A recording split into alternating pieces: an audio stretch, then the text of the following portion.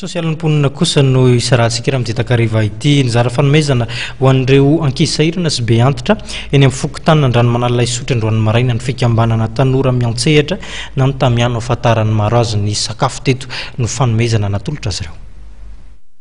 Tsy mitaza-potsiny fa mbola manohy hatrany ny ezaka efa natao hatr'izay ary izay raha ataony fotom-pijoroan'ny fikambanana ny tanora miantsehatra na ny tamia asa sosialy sy fizarana ny voatsirambin'ny tanana ho an'ireo ory sy sahirana no isan'ny antefany ny asan'ny fikambanana hatramin'izay. Tamin'ny androany dia tsy nanadinina ny mivatsy ho an'ireo zokiolona sy ankizy sahirana miisa 510 eny amin'ny fokontany andrano manala isotry ny fikambanana. Ny hetsika natao androany moa dia fampiarabana tratry ny taona amin'ireo zokiolona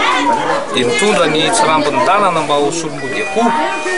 Eo koa ny fiahina ireo zaza mianatra eto amin'ny fokontany izay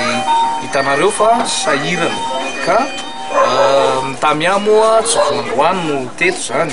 satria izay no antom-pisin'ny tamia dia ny hoe ady amin'ny fitiavan-tena ny fandraisana andraikitra tsy misy takalony ka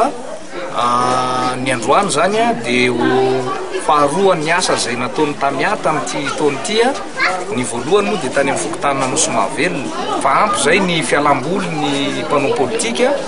fa mba tokony ny olana vahoaka amin'ny ankapobeny amin'izay no tena ifantohan'ny ady hevitra eto amin'ny firenena fa tsy ny mpanao politika indray no lasa olan'ny firenena sy ny vahoaka malagasy.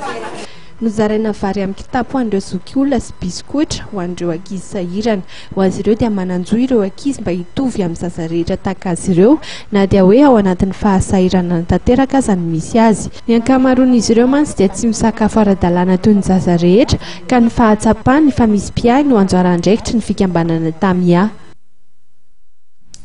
Eny ary toboko lasa toboko vavy izay ihany koa no anakatonantsika ny pejy fampahalalam-baovao tamin'ity takariva ity ny fiafarana ny fitaom-pivoriana teny anivony anteny meram-pirenena teny izay no nisongadina ary saika tazana nanatrika izany avokoa moa na ny avy amin'ny mapara ny avy amin'ny PMP eo ihany koa ny avy amin'ny GPS tazana teny atoerana avokoa izy ireo niatrika izay fivoriana farany izay dia hisorana fenao toboko lasa toboko vavy tsy nisaraka tamin'ny fahita lavitra ma-TV tao anatin'izay fotoana ny fampahalalam-baovao izay mbola mitoy ny fandarana isan'izany aoran'izao fampahalalam-baovao zao ny fandarana resabe tsika eto amin'ny fahita lavitra ma-TV hatrany mametraka ny veloma mandrapitafaritaoko.